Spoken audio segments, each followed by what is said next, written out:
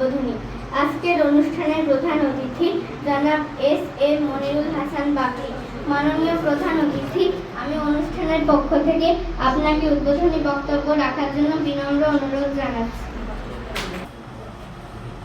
বিসমিল্লাহির রহমানির রহিম।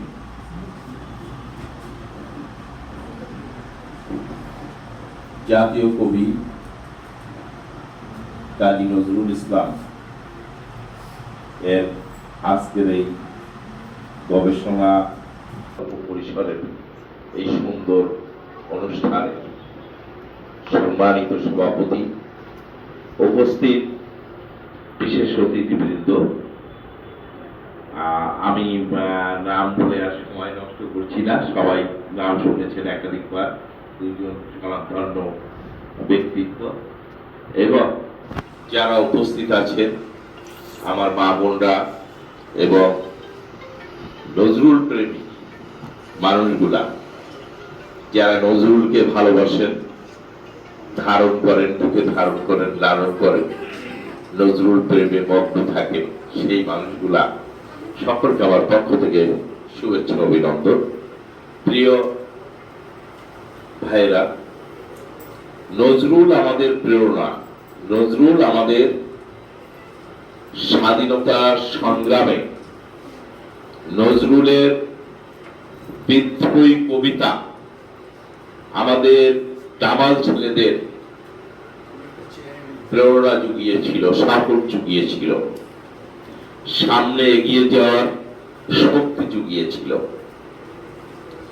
নজরুলের মতো একজন মানুষ যার লেখাপড়া সে কিন্তু অনেক বেশি ছিল না। আমরা ছোটবেলায় নজরুলের জীবনী পড়েছি বইতে, উনি অনেক বেশি লেখাপড়া না জানলেও অত্যন্ত জ্ঞানের ভান্ডার তার মাঝে ছিল।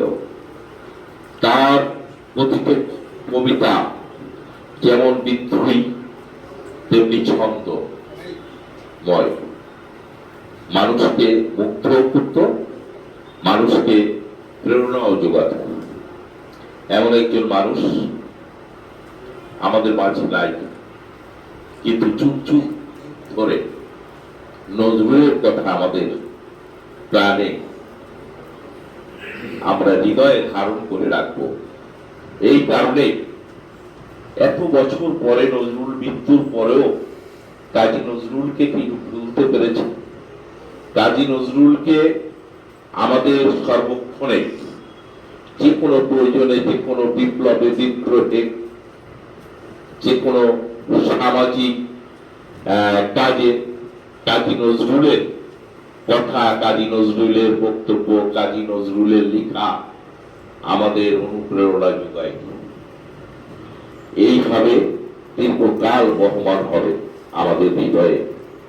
তাকে ধরে রাখতে হবে আমাদের মাঝে। আমাদের নতুন প্রজন্মকে নজরুলের সাথে পরিচয় করিয়ে দিতে হবে।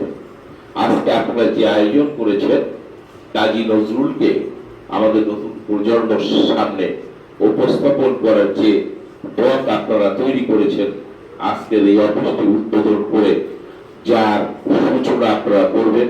খুলনা জেলাতে আপনারা 50 জন সদস্য, 50,000 সদস্যের একটি টার্গেট নিয়েছেন যে আপনারা 50,000 সদস্য আপনারা সংগ্রহ করবেন।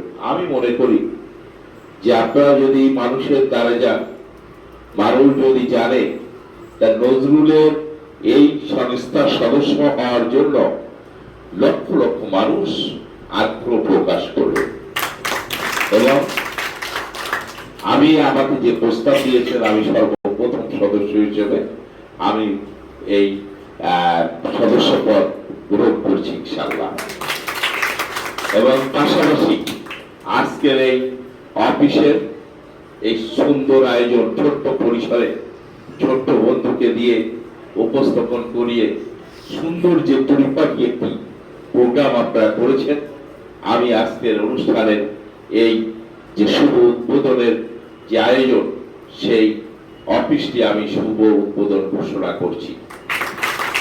এবং পাশাপাশি যারা এই কাজে লিপ্ত আছেন, যারা এই কাজে আপনাদের অনুপ্রেরণা, আপনাদের আর্থিক সহযোগিতা থেকে শুরু করে সবকিছুতে আমরা পাশে থাকবো আপনাদের। আমি আগে একটু ভয় পেয়েছিলাম যে যদি আমাদের নিজস্ব কোনো অফিস নাই, সেই কারণে এখানে বরাদ্দটা দিয়া আমি একটু আসলে নিজেকে একটু ইতস্ত বোধ করেছিলাম যদি কোনো প্রকার জটিলতার সৃষ্টি হয়। তবে আমার এখানে আসার পরে সেই ভয়টি আমার কেটে গিয়েছে। আমি এই নজরুল সংগ্রহশালায় বই কিনা, আসবাবপত্র কিনা এবং অন্য অন্য যা কিছু আছে সবকিছুর জন্য আমরা জেলা পরিষদ থেকে ইনশাল্লাহ একটা বরাদ্দ খুব শীঘ্রই আমরা আপনাদের দিব। এবং পাশাপাশি এই অস্থায়ী যে ভাড়া করা ঘর, আমি চেষ্টা করব আমাদের কোনো মার্কেট, আমাদের নতুন মার্কেট হওয়ার সম্ভাবনা আছে খুলনা শহরের প্রাণ কেন্দ্রে। আমি এখন নাম বলছি না, জায়গার নাম বলছি না, একটি ডিজাইন পাস হয়ে আছে। যদি হয় ওর 3 তলায় হোক 4 তলায় হোক, আমরা একটি অফিস আপনাদের জন্য পারলে ইনশাআল্লাহ বরাদ্দ করি। আপনারা ভালো থাকবেন, সুস্থ থাকবেন, এগিয়ে যান। এই কারণে এগিয়ে যান, এই ভালো কাজগুলো সমাজে করার মানুষ কমে গিয়েছে, মানুষ আত্মকেন্দ্রিক হয়ে গিয়েছে, মানুষ সবকিছু স্বার্থের সাথে নিজেকে টালি করতে চায়। সমাজের জন্য, জাতির জন্য, দেশের জন্য বিনা শ্রমে, বিনা অর্থে, বিনা পরিশ্রমে কাজ করার মানুষগুলো কমে গিয়েছে। যারা করছে তাদের প্রতি থাকবে আমাদের অকৃত্রিম ভালোবাসা, সহযোগিতা। সবাই ভালো থাকবেন, সুস্থ থাকবেন। আল্লাহ হাফেজ।